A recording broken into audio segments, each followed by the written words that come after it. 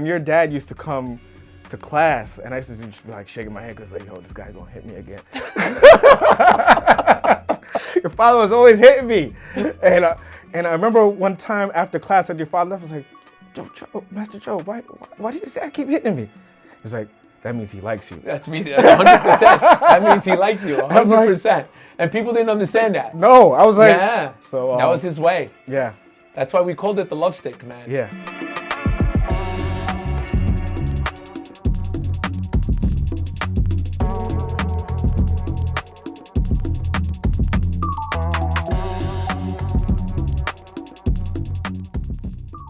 Welcome everyone to another episode of A Black Belt Way of Life.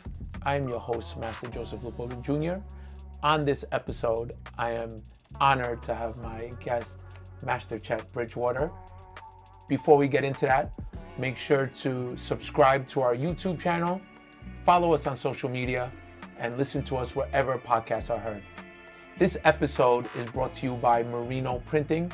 Follow them on Instagram at Merino Printing, MERINO. Master Chet Bridgewater, my man. Master Joe Lupo. Salute. Salute. Pinky up, pinky up. So, my man Chet, many years. Many years. Many years. Many amazing years. Talk to me. Before we start getting into your story, just a little backdrop, and then we're going to get all into it. Okay, cool. Master Chet Bridgewater has been with me since the school opened in 2010. We met prior to that. Very accomplished martial artist, AAU National Team Member, USA Masters team member, international medalist, and just overall badass. You know, so let's just call it out right. That's it. So here at A Black Belt Way of Life, we're all about the journey. Yes. You know, I love to our audience to know where you started, where you began your martial arts journey, and what influenced you to be on this martial arts journey today and for the future. So take the floor. What inspired you, you know, to be on this martial arts journey that you're on today? Well, you know what it is that when you go through life, you try to find something to identify with. Mm-hmm. It's something that you see a path forward. As a kid, I had a lot of energy. Yeah. A lot of energy. Bouncing off the walls.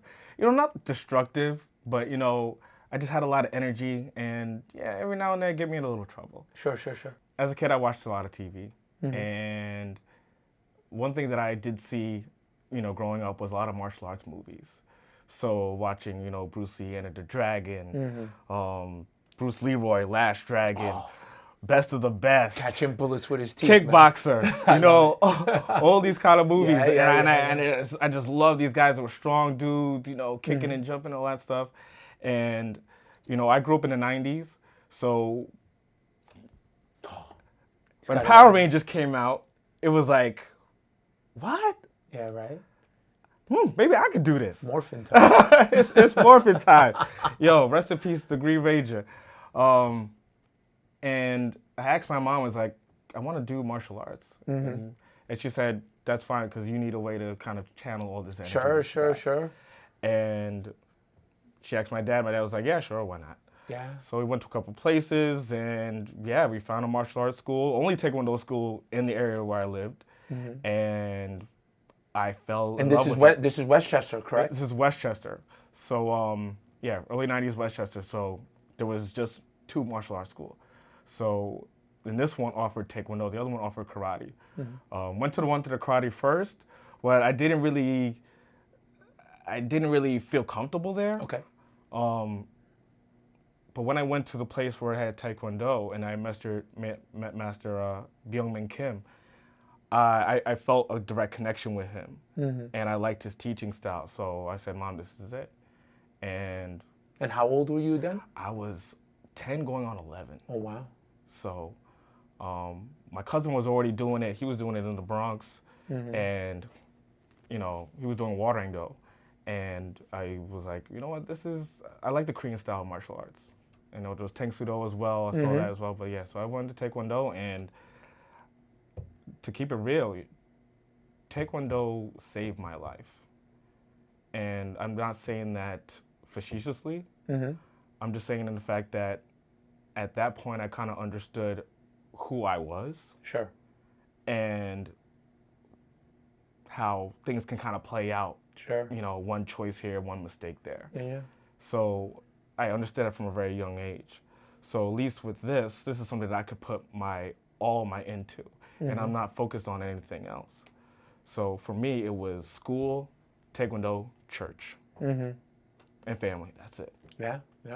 And I solely saw that people that was my circle of lightness and all that, how them not having that discipline and that militant teaching that Taekwondo has, how their life turned out. Sure. And I know the statistics, and it's something that I will continue to do until the day I die. Okay. So now, your Taekwondo Dojang, you found your niche. You found, like-minded individuals. Talk to me.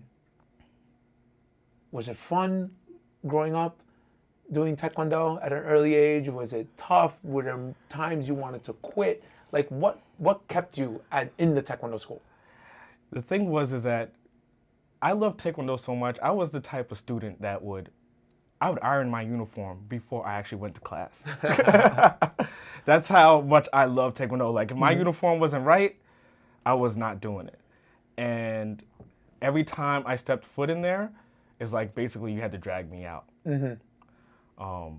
I just loved, the exercise, the challenges of learning forms, and just being around people that all had similar goals. Sure. And I go back to that whole thing about identity. My parents were immigrants coming to this country in the late 70s. And yeah, there wasn't really people that looked like me where I lived. So it was hard to kind of find a group of people that had immigrant parents that's new to this American culture. Sure.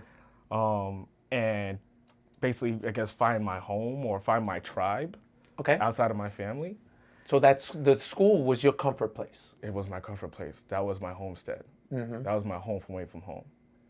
I had my church family, I had my family at home, and I had my Taekwondo family.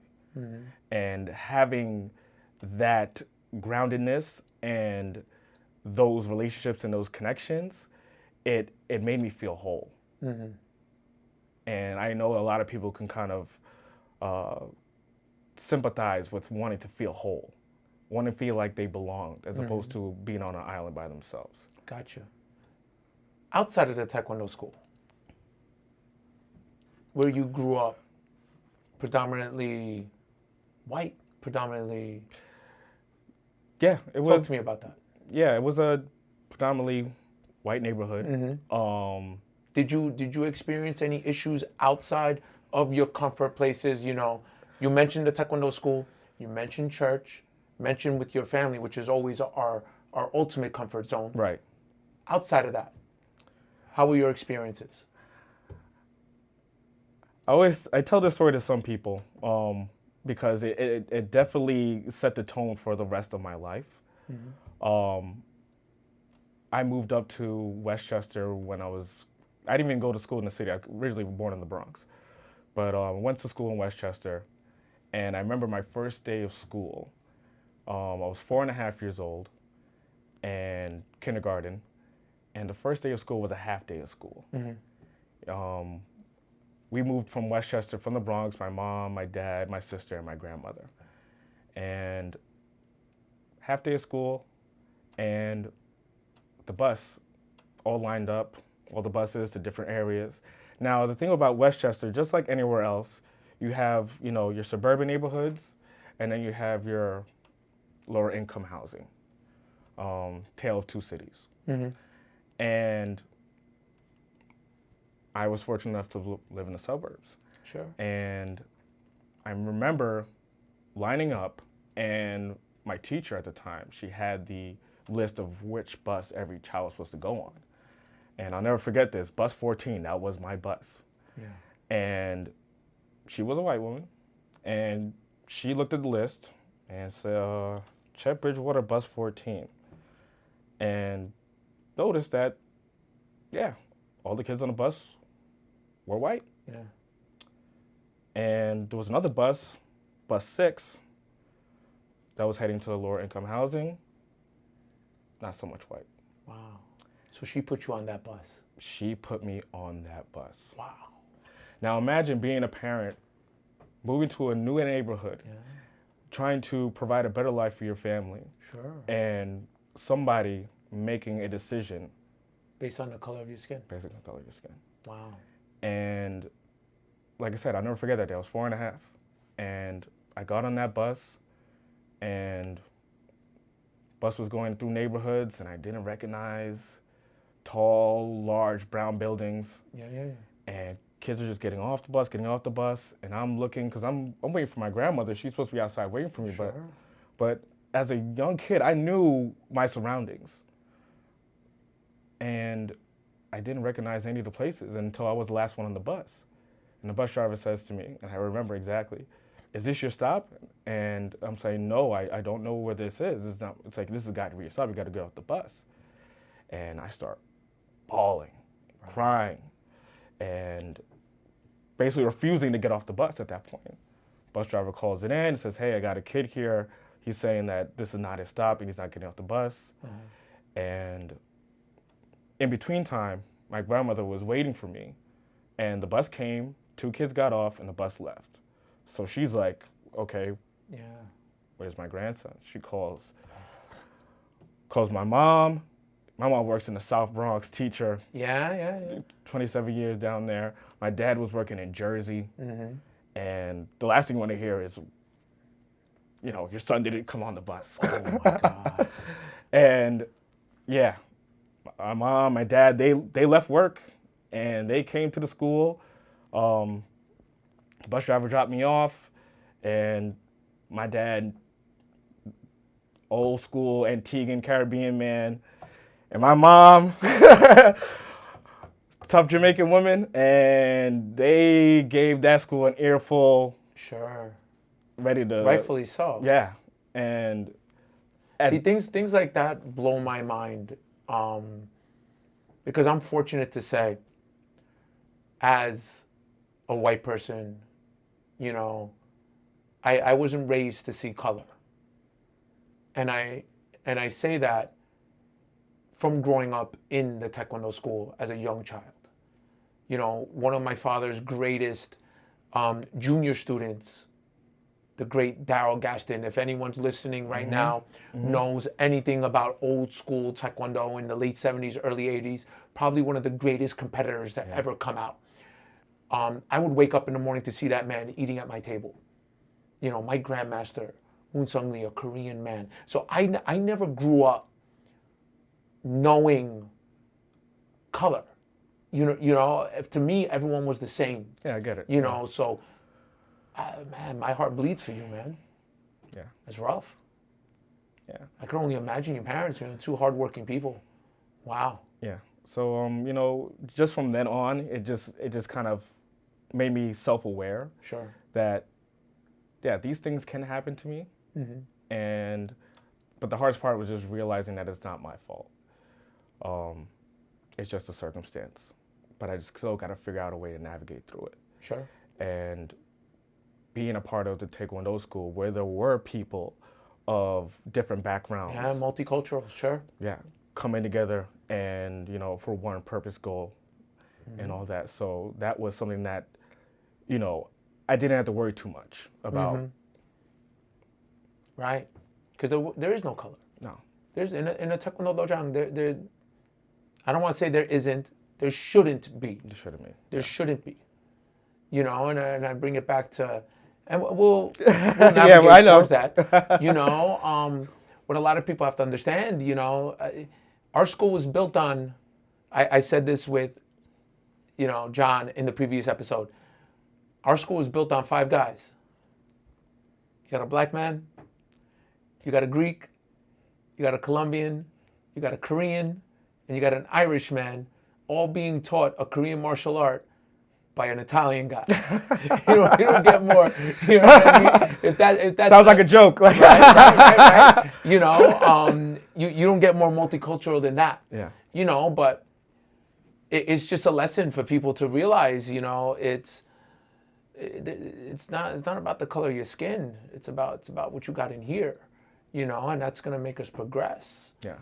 So, getting back to your childhood, getting back to your youth, now you're circumnavigating, you know, these racial issues that you're being faced with.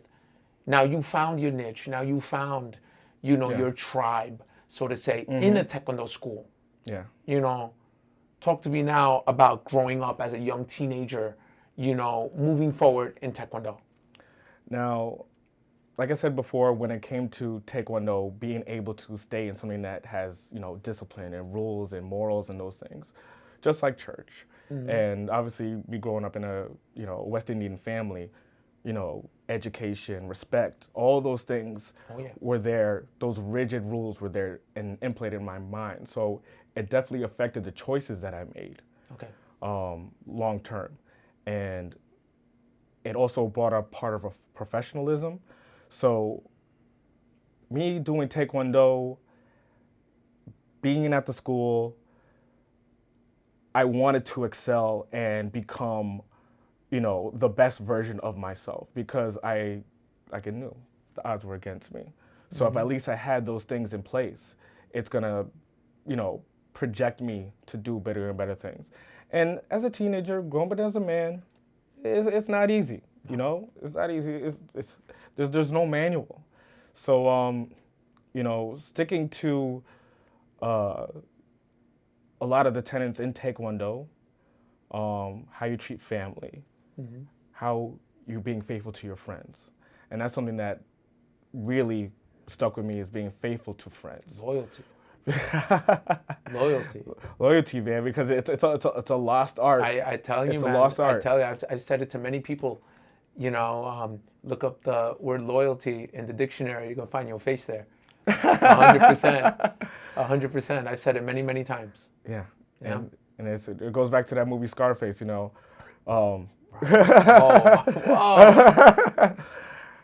My word and my balls. I don't break it for nobody. Nobody, man. And that became my identity. Yeah. Is that if you were my friend, I was your friend. Yeah. And never flipped like confetti. Sure. And those people that gravitated to me because of that, we stayed friends for years and years and years, continuing on. And then, throughout the years, people have come and go. But that was the thing with me, is that no matter what, I was never looking for an equal return from anybody. Sure. I was just being my genuine self. Sure.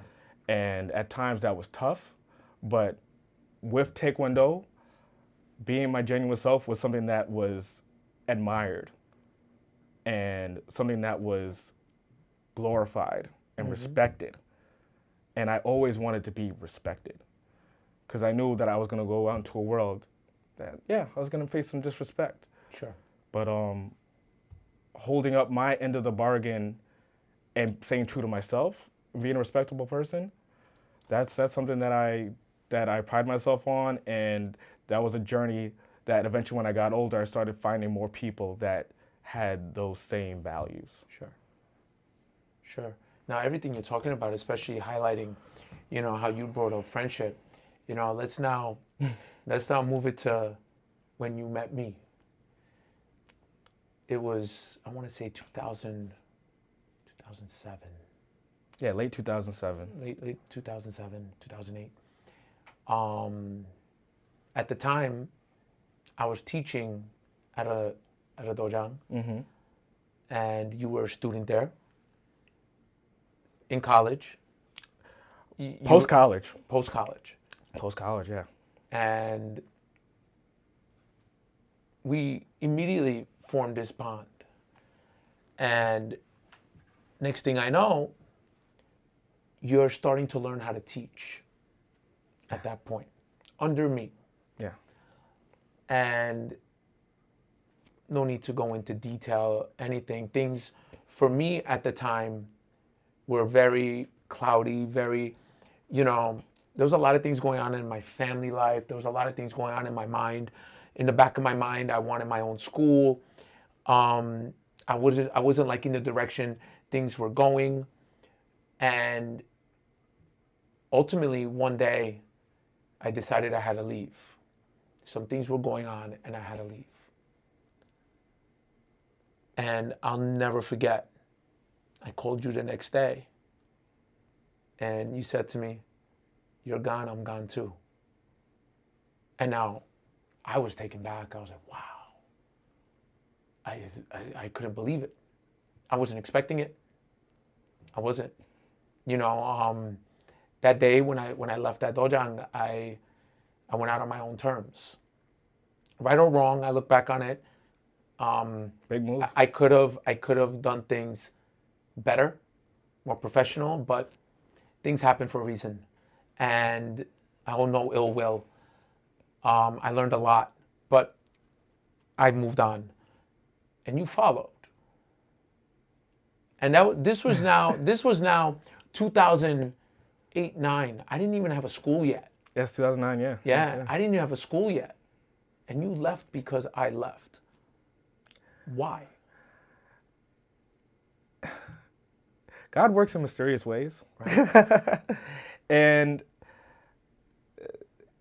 it was just something about the relationship that we had that was just, it just kind of just gelled together.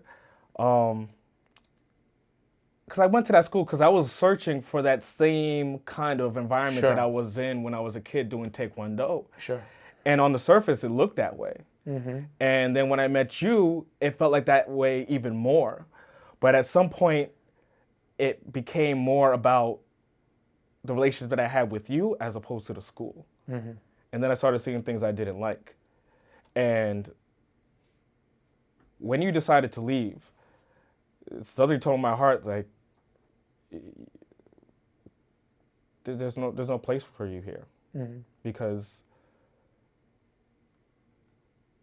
I believed that you being at the school was a major part of why people went there. And somebody just told me in my heart, I can't really explain it, said, yo, follow this man. And then just follow him. All right, okay. Follow the leader. And I didn't hesitate on the phone. No, you didn't. I'll never forget that. It was like, oh, you're gone, I'm gone too. It was like that. It was so quick. I was like taken back by it. I was like, wow. So finally things came into place. And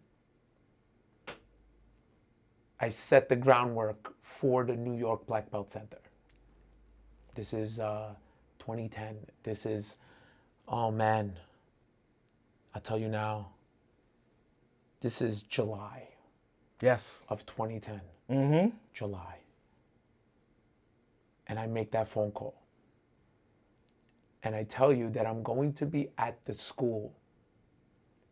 I'm going to be painting. I told you I was going to go to Home Depot and I was going to be back at the school, I want to say like 3 o'clock. I went to go get the materials. And I got there before 3. It was like 2-ish. You were already there on that 3rd floor, standing up on the ledge, peeking.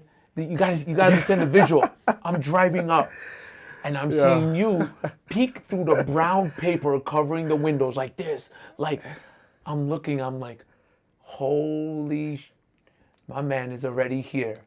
Yo, I was, as soon as I got the call, because at the time, man, I think my sister had just gotten married. Yeah. The economy wasn't doing well, so I was unemployed. I was looking for new work, and when you called me, it was just like, okay, let's go, Taekwondo, let's do it. So, homie, I'm always early. I'm always the first one there. Exactly. And I always drive the farthest. Right. We're gonna go into that. No shot to you, John. Yeah. But yeah, man, I was all in.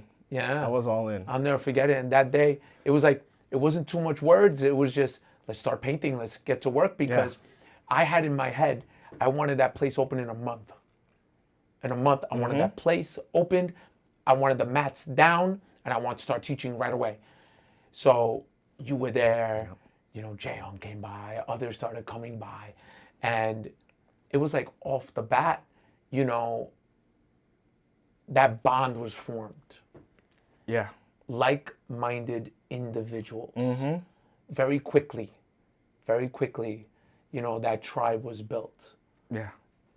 Built on the premise of hard work and making this dream that I had with my father work. Yeah. But in order for it to work, I needed the right crew behind me. You know, I always say it, there's no I in team. No. You know, I knew I needed the right support system behind me to make it work, because those days were tough, man. When I opened up that school, you know, people think that I had students walking through the door, every single class was busy. Nah, man, there were days I sat at that office. It wasn't even an office, it was a desk. On that third floor, I sat at that desk, no exaggeration, 8 hours, waiting for a phone to ring, waiting for someone to come up those steps. But you know what? I knew at 8 o'clock, my guys were gonna be there. Yeah. And I was gonna open up that front door, and we were gonna make the whole neighborhood Shake. and hear us. And man, you are by far probably the loudest one of the group. Yeah, I got a weird key op.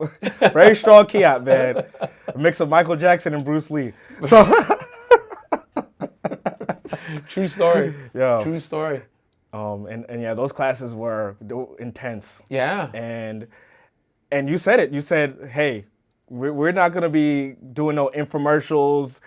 I mean, YouTube was not really a thing, and people posting ads and radio and stuff. No. We had no we had no capital for that. Man, I had just gotten off MySpace. And, and now I'm starting to learn how to use Facebook. You know, and I get memories of my posts from 2010, and I'm looking at them, I'm like, man, I sound so stupid. You know, so I'm learning how to use social media. Yeah.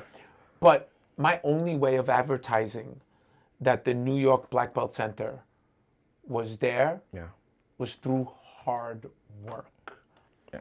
Like, I wanted those doors to be open on that third floor, and I wanted people driving saying, what's all that yelling about?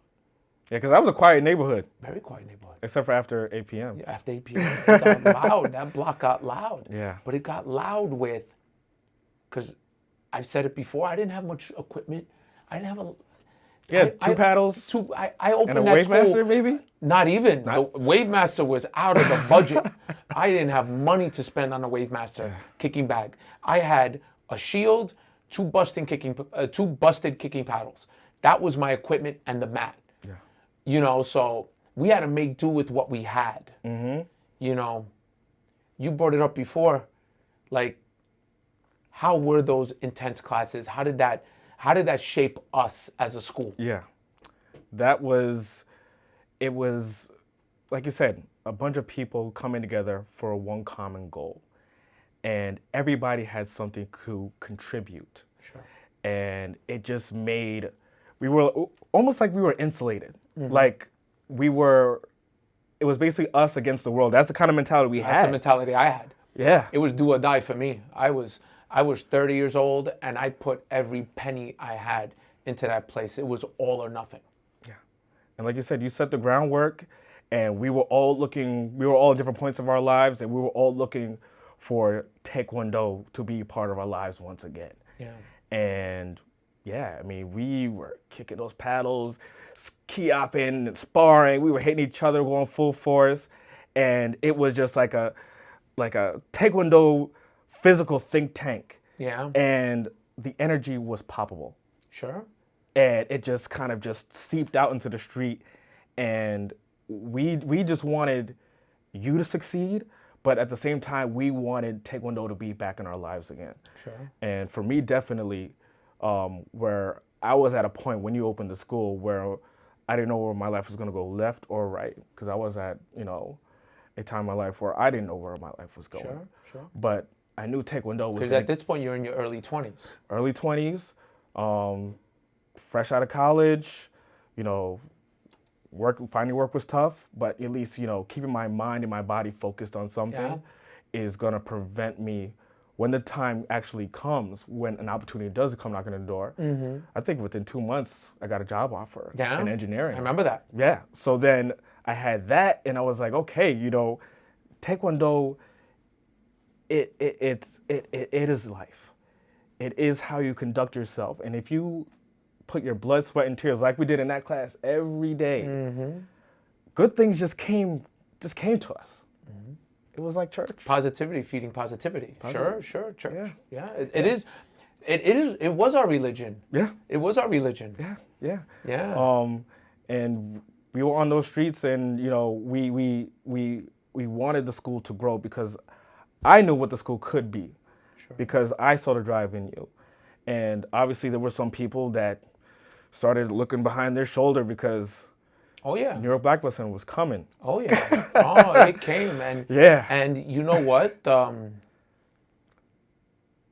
People started coming up those stairs, and what people forget about that neighborhood was my father, alongside my grandmaster, was the first one to open up a Taekwondo school in that neighborhood. Yeah. That was why I went back there. I went back to Whitestone because my family already had a name there. So I said to myself, the neighborhood knows me, and I'm going to be able to build a business here. But unfortunately, it ruffled some feathers of other schools that came after my father. They say, if you don't got haters, it means you're not doing something right. You're not doing something right. Yeah. You know what I mean? The haters are gonna come, and I embraced it. I upset a lot of people, not purposely, but I guess out of jealousy, because they saw what was going on. Because through you guys, people did start coming up those stairs. Through hard work, as you put it, blood, sweat, and tears, people were coming up those stairs, and the hate was coming. The hate was coming, and I said it to you guys. I was like, keep feeding me that haterade, and I'm going to keep spitting out more and more and more good classes. And it worked. It worked. We had, grand opening demonstration. Yes. August 15th, 2010. Without me even knowing, 2 other martial arts schools were there watching that demonstration. Without me even knowing. I had no idea. The room was packed. That 3rd floor was, packed. And we just did our thing. We just did our thing. You doing your aerial breaks. Stelios did a power break. Kevin Kelly did a power break. John did a 360 spinning hook kick. Jae Young jumped off someone's chest and did this. My father did a beautiful self-defense demonstration with you. Oh, yeah. And I know that was painful. I know that was painful. But you took it like a man. Your father was something else, man. I remember, because, obviously I came from Westchester. I wasn't in Queens, so I didn't, know your whole lineage and stuff like that. But yeah, when your dad used to come to class, and I used to just be like shaking my head because like, this guy's gonna hit me again. Your father was always hitting me, and I remember one time after class, that your father left, I was like, Joe, Master Joe, why did I keep hitting me? He's like, that means he likes you. That means 100%. That means he likes you 100%. And people didn't understand that. No, I was like, okay. So that was his way. Yeah. That's why we called it the love stick, man. Yeah. It was called the love stick for a reason. Yeah, and then shortly after that, I had a conversation with your father, and he just came up to me. He's like, in his kind of, broken English, he's like, you know what? I like you, Chet, because you're a good friend to my son. I remember that. Again. And that was like. Again, we talk about loyalty. Yeah. We talk about loyalty and sacrifice. Yeah. You brought it up. And I knew it. And I appreciated it. You crossed the bridge to come to me. Yeah. Jaeyoung lived literally up the block. Kevin Kelly lived maybe 4 blocks away. Stelios maybe 4 blocks the other way. John at the time was in College Point, literally the next town over. Right. A 15-minute walk if he wasn't driving. Right. You were coming from Westchester. Yeah. I made that troop. I must have passed at least 20 different Taekwondo schools. Yeah, of course. Driving 35 miles one way and then Yeah. coming back another 35 miles. But you doing that, if you remember, inspired others. Yes. Because you used to use that a lot of Yeah. times. We had students coming from outside of the neighborhood. You know, I get a phone call one morning from a girl named Ebony. And I'm like, Yes. where are you coming from? I couldn't believe it. She was coming from Westchester. I get a phone call. Where are you coming from? Dix Hills? I'm like, holy cow. And people started calling from all different neighborhoods just to come practice at this little school, this tiny little school in Whitestone on the 3rd floor with a huge column in the middle. It blew my mind, and I used you every single time. I would tell them, if this man could not only get here for class, this man came early enough to help me teach. I was like, anybody could. And now, next thing I know, people are coming from all different Every directions. place. Every direction. You had to Google some of those addresses. Like, I was like, they're filling out these attendance cards, and I'm like, Brooklyn? I'm like, and they're like, yeah, we want to train with you. yeah. And not one commercial. I couldn't believe it. You know, we had a lot of help. You know, someone in this room right now, you know, started doing product reviews. Remember that? I remember those videos. Remember those videos, man? Started doing some product reviews. Yeah, he's here. Hardware Classics. Oh my God. BBC Hardware Classics But we right there. put out these videos, and people started watching, and they're like, yo, you those guys that broke that kicking target? Yeah. I'm like, I was like, oh my God, and and like I said, people are traveling to come to me. Yeah. You mentioned it, you probably passed 20 different Taekwondo schools before you got to my door. Forget Taekwondo, any martial arts school. Now others are doing the same, but it all came from the hard work and dedication that you guys had to the New York Black Belt Center, which built it. And something like that you can't fabricate. Yeah. And it's genuine. Yeah, and people are searching for something real. So it doesn't matter how far it is. If the product is good, as we say it is, the people will come. And that's something that we truly believed in.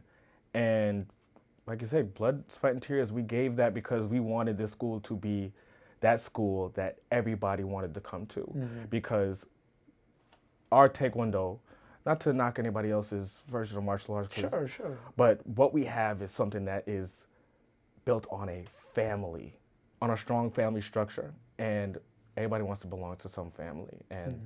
And this was the family that would bring anybody from any walk of life to want to do it, no matter how much it took, time, distance. But you know, the school it's the New York Black Belt Center for a reason. Sure. Now it's this thing that Wolfpack. Yeah. The Wolfpack. That's right. That was I remember our first competition. That was our team, man. Yeah, our first competition as Team Wolfpack. And, you know, we got what we ever had. You got the uniforms printed and whatever. We hustled. You hustled for us, and we gave in whatever money, put on the patches. Yeah. And we went to that competition in Atlantic City. Yeah, outside Atlantic City, I remember that. And we came in there. I'm still a big Miami Heat fan, but we came in there like the Miami Heat. And people were like, yo, who are those guys? Yeah. Because it wasn't just the uniforms. It was the demeanor and the energy that we had. The passion that we brought out there. We went there to fight. We went there to represent. Yes. You know, it was great. Yeah, it was a make or break for us, and we went out there and we showed that what a little hard work, blood, sweat, and tears, and determination can do. Yeah. And yeah, it's just I love it. Yeah. So now let's fast forward. You know, September 22nd, 2012. You know, probably the hardest day of my life. And I make that salute, and I start making phone calls. I'll never forget it. I'm in that hospital room,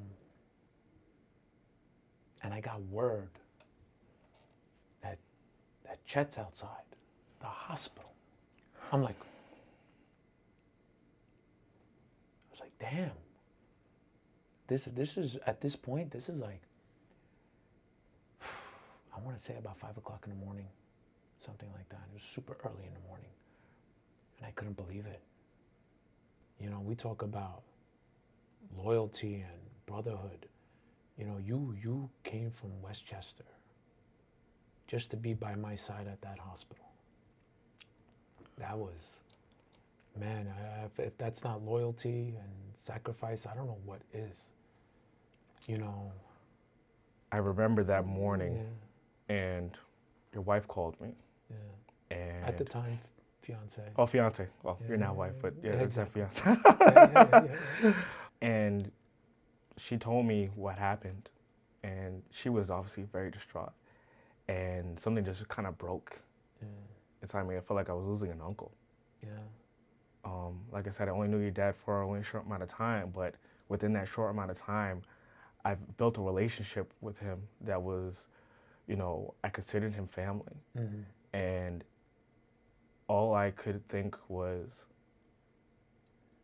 I need to be by your side. Yeah. And my mom was like, you know, what's going on? Because I'm bawling. And she was like, all right, let's go. And she came with me. And, you know, that's what you do for family. Sure. You show up for family. And not to say that, you know, every family is, you know, cohesive and everybody gets along. Sure, there's problems, but, you know, you show up for family. And that's something that, like I said, I didn't hesitate. And I remember seeing your mom and seeing your brother, and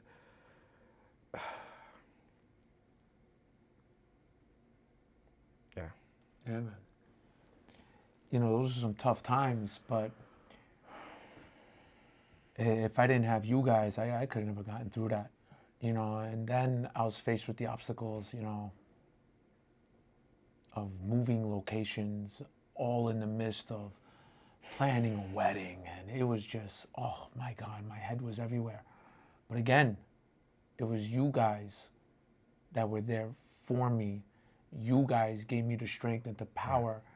And now we open up Bayside, and things really, really, really blew up. I mean, oh man, we took a space, quadrupled the size, and we just packed it. And knock on wood, God bless, it's been constant now for the past 12 years. And you're growing as a martial artist now. And you become a master. Yeah. That was one of my crowning achievements, being able to promote you to Sabunim, to 4th Dan black belt. Yeah. You know, talk to me about that. That was always a goal of mine, to be a master. And it was hard making that transition when you announced that you were going to promote me. Because I always saw myself as a student, you know, following your lead. You know, well, we're always students at the end of the day. You know, but I was going through a lot of transitions as a man. You know, marriage, a child. A lot of things were going on. And at that point, I felt like I was ready.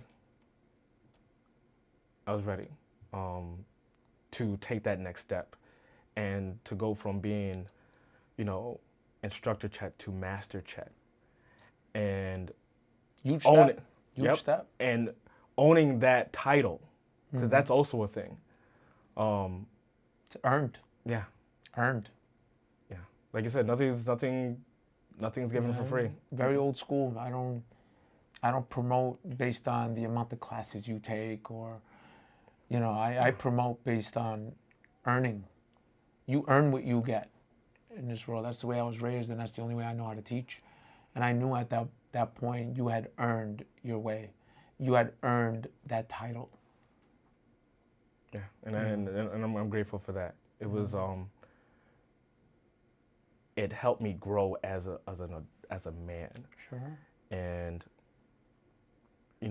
I was always trying to seek ways to kind of figure out this path as a man, also as a black man, now as a father, to find what is that path forward. And you putting me in that position of now being a master, to then myself deciding to, I'm going to open my own program. That's right. And you were like, Chet, I laid the blueprint out for you. What are you worried about? And, me trying to get outside of myself and just, I can do this. Sure. And this has taught me to be a better leader, to be more professional. And it just, Taekwondo is something that it is for life. And it's basically the rules that are going to keep you grounded and disciplined to build a life that people are also going to want to be a part of. Sure. Yeah, seeking a path forward, because navigating through this life is tough. Sure. And I know shortly after that, the following year, my father passed away. That's right. We talk about the ups, but we also have to talk about the downs. I remember that. My father was such a good man, hardworking man. He had just retired, if I'm right. Mm-hmm. Yeah. Yeah.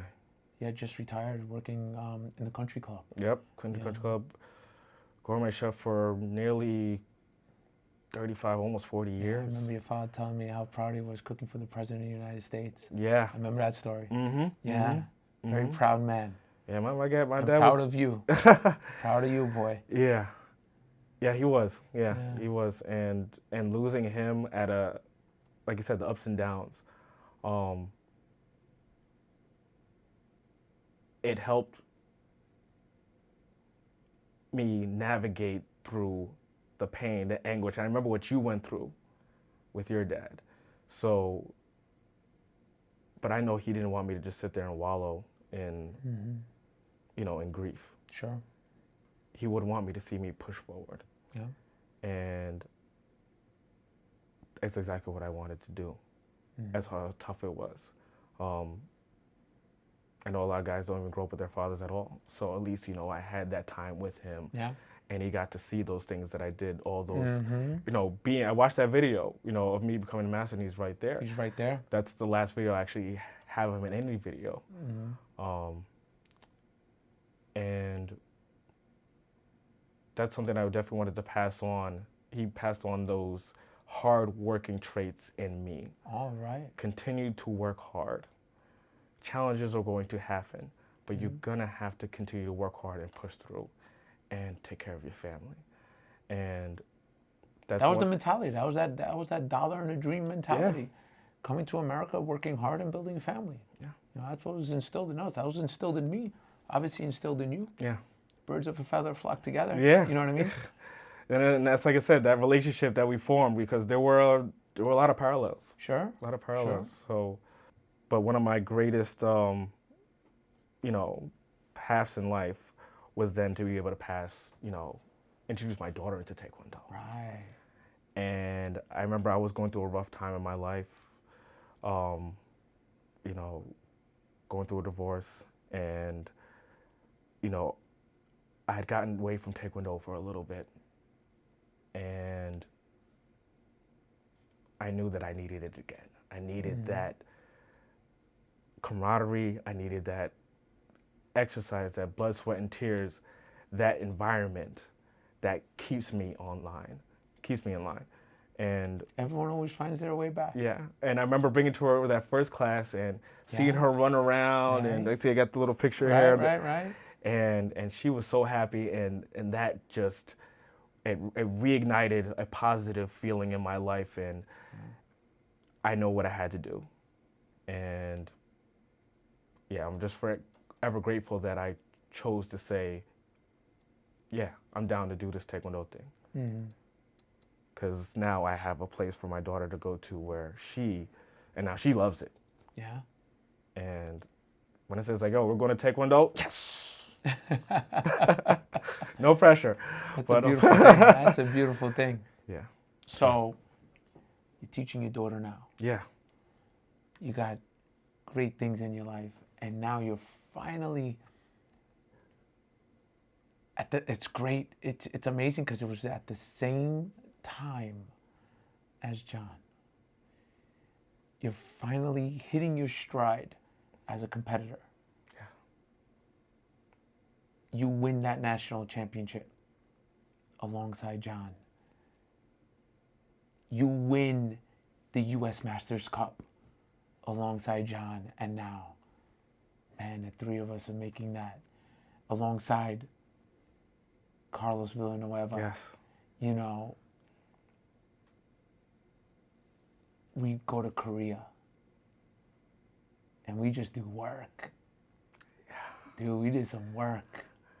Man, that was an amazing time in the motherland. Yeah. Yeah. It was I'll be honest, I have never trained so hard. Yeah. We've never trained so hard. But man, let me stop you. Let me stop you.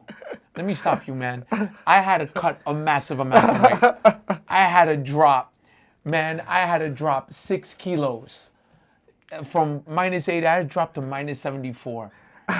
Man, I don't know how you and John do it. I'm going to call you guys out. You know, we're about to board that plane that night.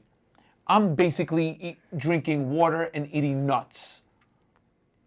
Man, you were eating fried chicken in my kitchen. John is eating I don't know, something with rice, and I'm saying to myself, how the hell these guys cut weight, eating like this, and I'm dying on the inside. I want to say I don't know. God's been good to us. I don't I know. don't know, man. That's messed up. Topic for another day. Yeah. Let's go back to Korea. Yes. Yeah. So we're all pumped, you know, being Yeah. on the USA Masters team. And yeah, like I said, going back to the motherland, competing at the Masters games, and not knowing what's going to be out there waiting for us. But we came prepared, we came together, and we were going to bring the New York Black Belt Center along with us. Yeah. Oh, we did. And we went out there, we rocked that joint. You went out there, you stood on business. You stood on business, Right. And I followed suit, man. Yeah. And we went out there and we represented for the U.S. Yeah. And Huge accomplishment. yeah. Huge accomplishment. And you could see the other countries. They were like, "Wow, look at these guys. These guys are different. Yeah. Different." But we made memories. We made memories that will last a lifetime. Yeah. You know, dating back from 2010, moving forward, we made some amazing memories. Because I've said it so many times over the years, it's never about the medals. Those things collect dust, man. They're good decorations. It's the memories and the bonds that we build. That's what lasts forever. Yeah. And that's probably one of the greatest lessons my father taught me. You know, make memories. Yeah. You know, build relationships. You know, and take that moving forward. Yeah, because those stories will stand the test of time. Oh, 100%. You know, and now moving forward, where do you see yourself, Master Chet Bridgewater, on this Black Belt Way of Life journey that we're on? Where do you see yourself? I see myself growing my program more so in the community. Because I feel like right now, the world's in a state where people need a community they need to belong to that is devoid of politics, devoid of prejudice, devoid of classism, and those kind of things. And yeah, people are starving for something that's gonna help them navigate this thing that we call life, because it's confusing, it's challenging, and like you said, riding that roller coaster. But that's something that I wanna spread what I have, because it would be a shame to have, you know, I don't say all this talent, not tooting my own horn, but to say, you know, having this good thing that we call the New York Black Belt Center and not giving it to those who really need it. Yeah. And that's something that I'm going to be looking to do within the next couple of years, is really ingratiating myself in the community to help those who really need it. To show everyone a black belt way of life. Amen, brother. Salute. Salute.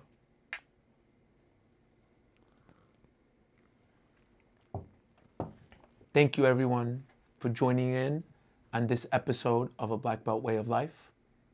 Make sure to follow us on social media. Listen to us on all major podcast platforms. Make sure to subscribe, give us a like, leave us a comment.